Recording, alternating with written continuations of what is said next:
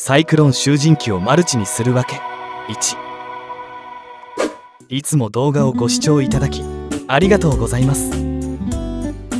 プロローグ。サイクロン集塵機気筒1号機です。2020年11月14日制作。2気筒3号機です。2021年6月28日制作。3気筒2号機です。2020年12月20日制作。4気筒4号機です。2021年7月22日制作。4気筒集塵機回2気筒シリーズ化です。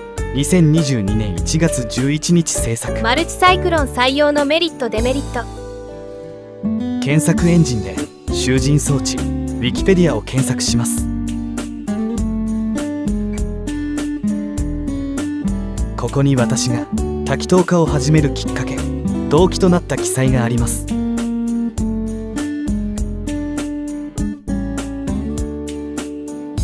集塵装置の分類、流通式、遠心力式集塵装置の項です。気流と塵の運動形態及び流速の違いが塵に与える影響等が記載されており、メリットとして注目すべきは最後の行にある対処法、マルチサイクロンです。この記載内容がこれまでの多気筒化変遷につながっています。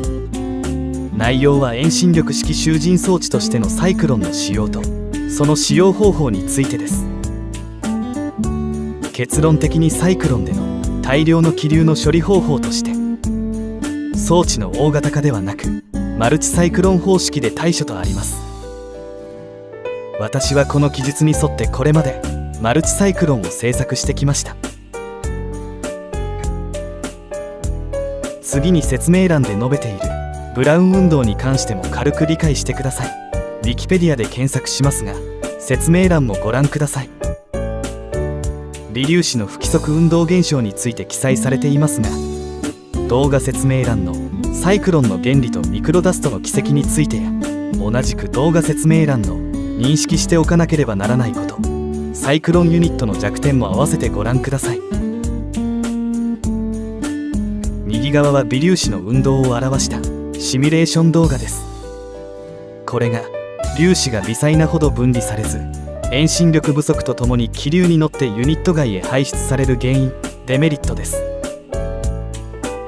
ユニットと塵の分離メカニズムの説明。私が使用しているサイクロンユニットです。埋め込み寸法80ファイ、全体高さ 190mm、 取り付け面からの高さ 58mm、 接続間外径29ファイです。気流の軌跡を青の破線で描いてみました。塵を含んだ気流はラインのように渦を描いて下方へと下がっていきます。塵は左の接続口から入り、渦を描いて下方へと進みます。下端に至ると気流は反転して中央を上昇し、塵は分離されて自重で下部より落下します。これが基本的なフローです。ではそれを CAD で描画してみます。塵を含んだ気流はユニットに入ると渦を描いて下降していきます。塵は気流の遠心力で内壁に押し付けられながら気流とともに下降します。一方細かい塵は受ける遠心力が弱いため、ブラウン運動も伴い気流とともに浮遊します。下端にたどり着くと反転し、気流とともに中央を上昇してユニット外に出ます。これが一つ目の弱点です。自作する場合はこれらを理解し、説明欄の集塵機を自作する場合も参照してください。マルチサイクロンでの吸引力の検証。初めてアップしますが、初代1号機での集塵検証動画です。当時はゴミ捨てを容易にするためビニール袋をつけていました。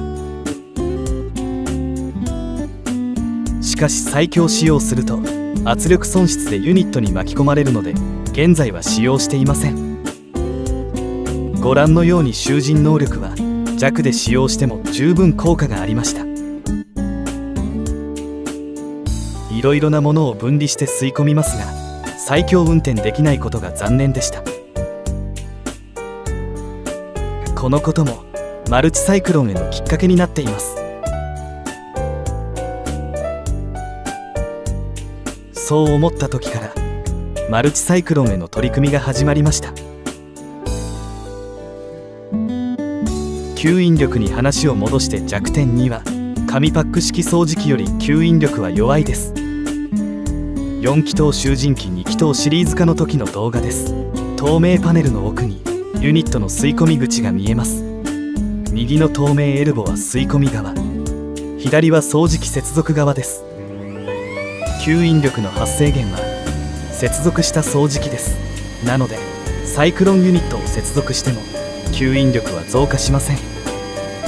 理由は掃除機吸引力の大半をサイクロン、回転させる力に使ってしまうからです。なので私のやっていることは、ユニットや接続関等による空気抵抗、ロスを低減して効率を上げるということなのです。気筒を増やせばユニットによるロスがさらに発生するので、過去にその個数は掃除機の関係や能力に見合う数と言っています。それでも私が使う、採用するのは唯一ペール缶の大容量です。パック交換、ゴミ捨てや目詰まり頻度が極端に違います。塵がたまるので直角を鋭角カットにしましたが、やはり大量に吸わせるとエコモードではこのようになります。入り口の流速が遅いと塵は入り口に堆積します。速いと圧力損失が高まり、ペール管内の塵が再飛散します。スイッチを最強にしてコーナーに溜まった塵を取り去ります。中が見えると楽ですね。ここまで進めてきましたが、サイクロンはある程度の質量を持った粉のようなものを分離できる特別な装置です。どんなものにも弱点はあります。なのでそれらを理解してうまく工夫しながら使ってください。フィルターの確認。4気筒集塵機2気筒シリーズ化の時の検証動画です。2気筒ずつ2グループで直列接続した効果はどうでしょう。掃除機から紙パックを出して状態を確認します。フィルターを取り出します。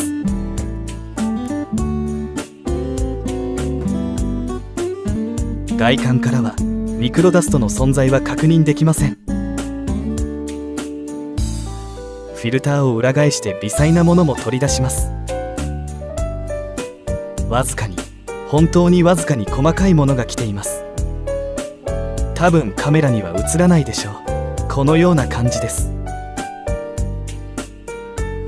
説明欄に記載した通り、確かにミクロダストのフィルタリングはできていますが、残念ながらゼロにはできませんでした。最後までご視聴いただきありがとうございました。次回作にどうぞご期待ください。チャンネル登録と通知をオンにお願いします。